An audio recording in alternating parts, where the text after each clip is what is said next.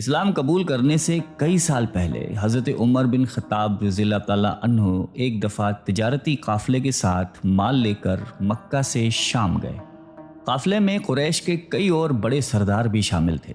یہ قافلہ شام کے سب سے بڑے شہر دمشق گیا اور وہاں اپنا مال بیچ کر مکہ واپس روانہ ہوا۔ تھوڑا سا فاصلہ طے کرنے پر حضرت عمر کو یاد آیا کہ ان کی ایک رشتہ دار خاتون نے انہیں کچھ سونا دیا تھا کہ اسے بیچ کر اس کے لیے کچھ کپڑے وغیرہ لیتے آئیں۔ انہوں نے اپنے قافلے کے ساتھیوں سے کہا کہ فلاں عورت کا کام کرنے واپس دمشق جا رہا ہوں، کوشش کروں گا کہ یہ کام کر کے جلدی واپس آ جاؤں۔ حضرت عمر دمشق واپس گئے تو بازار بند ہو چکے تھے۔ مجبوراً وہ ایک مسافر خانے میں ٹھہرے اور سو گئے۔ تھوڑی دیر کے بعد اللہ کا ایک بندہ مسافر خانے میں آیا۔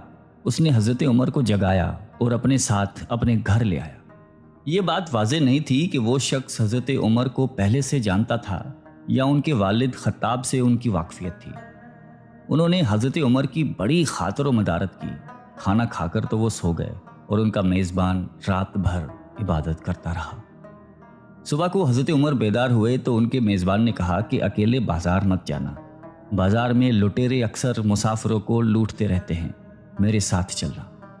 یہ کہہ کر وہ سو گیا کیونکہ رات بھر جاگ رہا تھا۔ حضرت عمر نے اسے جگانا مناسب نہیں سمجھا اور اکیلے ہی بازار چلے گئے۔ ابھی بازار کھلا بھی نہیں تھا، وہ بازار کھلنے کا انتظار کرنے لگے۔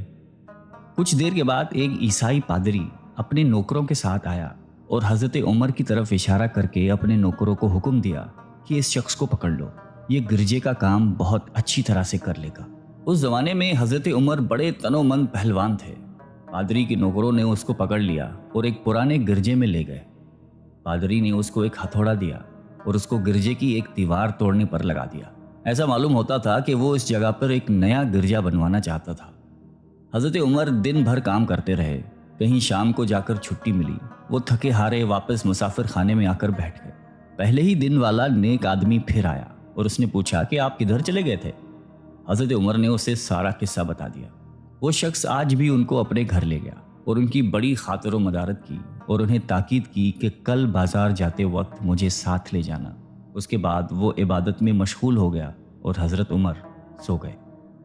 دوسرے دن حضرت عمر بیدار ہوئے تو اپنے نیک میزبان کو سوتے پایا۔ انہوں نے اب کی بار بھی اس کو جگانا مناسب نہیں سمجھا اور اکیلے ہی بازار چلے گئے۔ اتفاق سے پھر وہی پادری اپنے نوکروں کے ساتھ آیا اور حضرت عمر کو پکڑ کر ساتھ لے گیا۔ ان کو غصہ تو بہت آیا، لیکن کیا کرتے، غیر ملک میں وہ اکیلے تھے اور کوئی ہتھیار بھی پاس نہیں تھا۔ دوسری طرف پادری کے ساتھ 7-8 نوکر تھے اور وہ سب ہتھیار بند تھے۔ پہلے دن کی طرح ہی حضرت عمر ہتھوڑے کے ساتھ گرجے کی دیوار توڑتے رہے۔ جب دھوپ تیز ہوئی تو پادری اور اس کے نوکر انہیں کام میں مشغول دیکھ کر چلے گئے اور حضرت عمر دیوار کے سائے میں دم لینے کے لیے بیٹھ گئے۔ اتنے میں وہ پادری گھوڑے پر سوار چپکے سے آیا اور حضرت عمر کے سر پہ ضرب لگائی اور کہا کہ ہم سب گھر گئے تو نے کام ہی چھوڑ دیا۔ اب حضرت عمر کو صبر کی تاب نہ رہی۔ انہوں نے ادھر ادھر نظر دوڑائی، ہر طرف سناٹا تھا۔ انہوں نے پادری کو گھوڑے سے کھینچ کر نیچے کر لیا اور اس کے سر پر ہتھوڑے مارنا شروع کر دیے۔ وہ بہت چیخا چلایا لیکن اس کی مدد کے لیے کوئی نہیں پہنچا۔ حضرت عمر نے ٹوٹی ہوئی دیوار کا ایک بھاری ٹکڑا اٹھا کر اس کے سر پہ دے مارا۔ وہ پہلے ہی زخمی تھا، اب اس نے دم دے دیا۔ اس کو مرتے دیکھ کر حضرت عمر تیزی سے بھاگ کھڑے ہوئے اور جس راستے سے دمشق آئے تھے وہ راستہ چھوڑ کر ایک دوسرے راستے پر چل پڑے۔ شہر سے کافی دور انہیں ایک خچر پر سوار رومی ملا جو روم سے تعلق رکھتا تھا۔ وہ ان کے ساتھ چلنے لگا۔ وہ کچھ باتیں کرنے لگا لیکن نہ حضرت عمر ان کی زبان سمجھتے تھے اور نہ وہ ان کی زبان سمجھتا تھا۔ اس نے یکایک اپنی تلوار پر ہاتھ ڈالا۔ حضرت عمر سمجھ گئے کہ وہ ان پر وار کرنا چاہتا ہے۔ انہوں نے فوراً ہی خچر سے اسے کھینچ لیا اور اس سے تلوار چھین کر ایک ہی وار میں اس کا کام تمام کر دیا۔ پھر آپ خچر پہ سوار ہو کر آگے چلے۔ اس کے بعد کیا ہوا اس کا حال خود حضرت عمر نے اس طرح بیان کیا ہے کہ اس جگہ سے روانہ ہو کر میں ایک گرجے پہنچا۔ یہاں عیسائیوں کی ایک جماعت رہتی تھی۔ میں گرجے کے اندر داخل ہوا تو گرجے میں رہنے والے سب لوگ میرے ارد گرد جمع ہو گئے اور مجھ سے میرے حالات کے بارے میں پوچھنے لگے۔ پھر وہ اپنے پادری کے پاس مجھے لے گئے۔ پادری مجھے نہایت غور سے دیکھنے لگا اور اس کے بعد کہنے لگا کہ ایسا معلوم ہوتا ہے کہ تمہیں کسی چیز کا خوف ہے۔ میں نے کہا کہ تم نے کیسے اندازہ لگا لیا کہ مجھے کسی چیز کا خوف ہے؟ اس نے میرے سوال کو ٹال دیا اور کہا کہ آپ جب تک چاہیں یہاں ٹھہریں، آپ کو یہاں کسی قسم کا کوئی خطرہ نہیں، آپ ہماری حفاظت میں ہیں۔ پھر اس پادری نے مجھے اپنے گھر میں مہمان کی طرح رکھا اور میری نہایتی خاطر و مدارت کی، اور پھر پوچھا کہ آپ کون ہیں؟ میں نے اسے بتایا کہ میں مکے کا رہنے والا ہوں اور قبیلہ قریش سے تعلق رکھتا ہوں۔ تجارتی قافلے کے ساتھ شام آیا تھا۔ تجارت کا مال بیچنے کے بعد ایک ضروری کام کے لیے مجھے اپنے قافلے سے جدا ہو کر واپس دمشق جانا پڑا۔ اب میں اپنے وطن واپس جا رہا ہوں اور راستہ بھٹک کر یہاں آ نکلا ہوں۔ پادری مجھے غور سے دیکھتا رہا اور بار بار طرح طرح کے سوال کرتا رہا۔ میں نے ان کے ہاں نہایتی آرام سے رات بسر کی۔ صبح کو آپ نے پوچھا کہ آپ کا ارادہ یہاں ٹھہرنے کا ہے یا آگے جانے کا؟ میں نے کہا کہ اب میں آپ سے رخصت ہونا چاہوں گا۔ یہ سن کر پادری نے اپنا ایک شاندار گدھا جو بڑا خوبصورت اور نہایتی تیز رفتار تھا لے آیا۔ اس گدھے کی پیٹھ پر کھانے کی مزیدار چیزیں اور قیمتی تحفے بھرے ہوئے تھے، اور پھر کہنے لگا کہ آپ اس گدھے پر سوار ہو جائیں اور چل پڑیں۔ راستے میں آپ کا گزر کسی عیسائی کے مکان کے پاس سے ہوگا تو وہ آپ کو اس گدھے پر سوار دیکھ کر آپ کی بے حد تعظیم کرے گا اور آپ کی خاطر و مدارت میں کوئی کسر نہیں چھوڑے گا۔ یہ کہہ کر پادری نے میرا ہاتھ پکڑا اور تنہائی میں لے کر کہنے لگا کہ اے عمر، آپ پر میرا حق واجب ہو گیا۔ میں نے کہا بے شک۔ اس نے کہا آپ کا تعلق ایک معزز قوم سے ہے، میری آپ سے ایک غرض ہے۔ میں نے کہا کہ آپ بیان کر لیں، لیکن حیرت کی بات ہے کہ آپ جیسا بڑا آدمی مجھ جیسے پریشان حال مسافر سے کوئی غرض رکھتا ہو۔ اس نے بڑے یقین بھرے لہجے میں کہا کہ سنیں، میں ایک ایسا آدمی ہوں جس سے اللہ نے آسمانی کتابوں کا علم عطا کیا ہے۔ میں نے آپ کی ذات میں بہت سی ایسی نشانیاں دیکھی ہیں جو یہ ظاہر کرتی ہیں کہ جب ایک مقررہ مدت پوری ہو جائے گی تو حالات میں زبردست تبدیلی آئے گی۔ اس وقت آپ ہمارے ملک کے حاکم بن جائیں گے اور یہاں کے سب شہروں میں آپ ہی کا حکم چلے گا۔ اس کے بعد پادری نے اپنی جیب سے دوات، قلم اور کاغذ نکال کر کہا کہ میری غرض یہ ہے کہ آپ اس کاغذ پر لکھ دیں کہ اس گرجے اور اس کی جائیداد پر کسی قسم کا کوئی موصول لاگو نہیں کیا جائے گا۔ میں نے حیران ہو کر پادری سے کہا کہ آپ مجھ سے مذاق تو نہیں کر رہے؟ اس نے کہا کہ قسم ہے اس ذات کی جس نے عیسیٰ علیہ السلام پر انجیل نازل فرمائی، میں جو کچھ کہہ رہا ہوں وہ بالکل سچ ہے۔ آپ مہربانی کریں اور میری درخواست قبول فرمائیں۔ میں نے پادری کی باتوں کو اس کا وہم سمجھا اور جیسے اس نے کہا میں نے اسی طرح کاغذ پہ اسے لکھ کر دے دیا۔ اس کے بعد گدھے پر سوار ہو کر چل پڑا۔ راستے میں مجھے کئی جگہ پر عیسائیوں کی جماعتیں ملی۔ انہوں نے مجھے ایک پادری کے گدھے پر سوار دیکھ کر میری بڑی خاطر و مدارت کی۔ میں اس طرح جگہ جگہ عیسائیوں کا مہمان بنتا تبوک تک پہنچ گیا۔ اللہ کی شان، جس تجارتی قافلے کے ساتھ میں گیا تھا وہ کافی دیر میرا انتظار کرنے کے بعد اسی جگہ سے چل پڑا تھا جہاں میں نے اسے چھوڑا تھا، اور اب تبوک میں ایک کنویں کے قریب ڈیرا ڈالے ہوئے تھے۔ قافلے والے میرے ساتھی مجھے دیکھ کر میری طرف دوڑ پڑے اور مجھ سے مل کر بہت خوش ہوئے اور کہنے لگے کہ ابن خطاب، ہم لوگ تمہارا انتظار کرتے کرتے بالکل مایوس ہو گئے تو ہم نے اس مقام کو کوچ کر دیا جہاں سے تم واپس دمشق گئے تھے، مگر تمہارے بارے میں ہم سخت پریشان تھے۔ یہ تو بتاؤ کہ اتنے دن تم کہاں رہے؟ میں نے وہ تمام حالات بیان کیے جو مجھے پیش آئے، لیکن پادری سے جو میری گفتگو تنہائی میں ہوئی وہ بالکل ظاہر نہیں کی، کیونکہ میں پادری کی اس باتوں کو اس کا وہم سمجھتا تھا اور اس کے عقیدے کی کمزوری سمجھتا تھا۔ قریش کے ایک سردار ابو سفیان بھی اس قافلے میں شامل تھے۔ انہوں نے مجھے اس شاندار گدھے پر سوار دیکھ کر کہا، ارے تم لوگ اس نوجوان کی اقبال مندی تو دیکھو، اسے کسی ایسے میدان میں چھوڑ دیا جائے جہاں نہ پانی ہو نہ سبزہ، پھر بھی اسے رزق مل جائے گا۔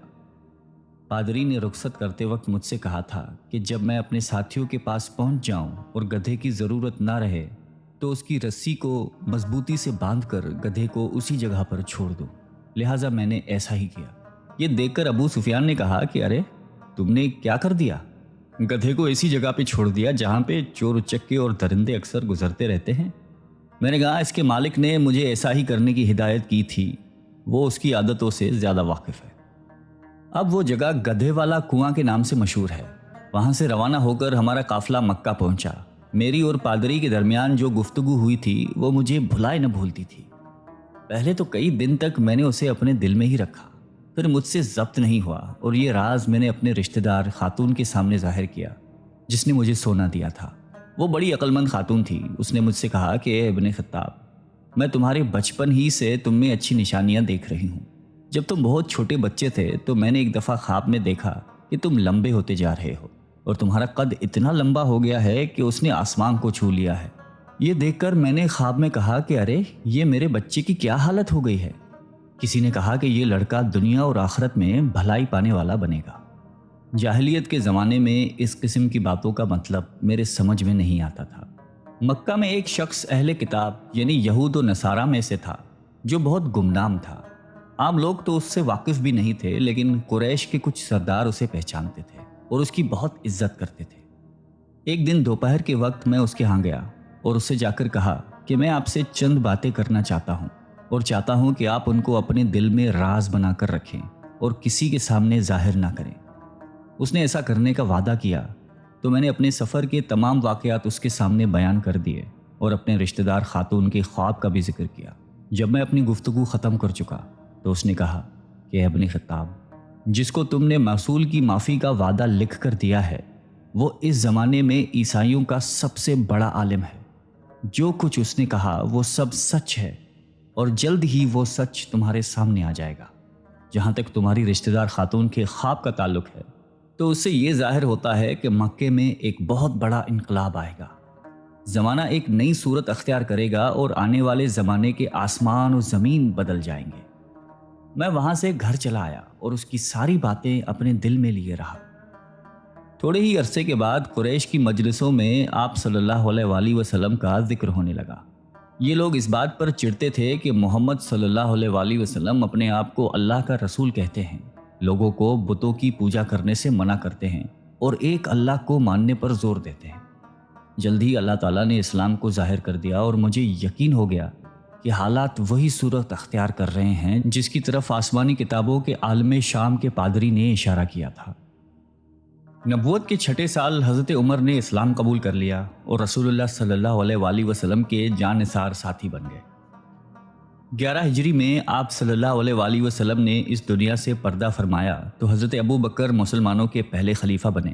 13 ہجری میں انہوں نے وفات پائی تو حضرت عمر خلیفہ بنے. ان کے سفر نامے کی روایت کرنے والے راوی کا بیان ہے کہ حضرت عمر فاروق اپنے خلافت کے زمانے میں شام تشریف لے گئے تھے تو ایک بہت بوڑھا آدمی جس کے بال برف کی طرح سفید ہو چکے تھے عیسائیوں کی ایک جماعت کے ساتھ ان کی خدمت میں حاضر ہوا اور عرض کیا کہ اے امیر المومنین، کیا آپ مجھے جانتے ہیں؟ حضرت عمر نے فرمایا کہ اگر آپ شام کے فلاں نگر کے پادری ہیں تو میں آپ کو پہچانتا ہوں. اس نے کہا کہ جی ہاں، میں وہی پادری ہوں.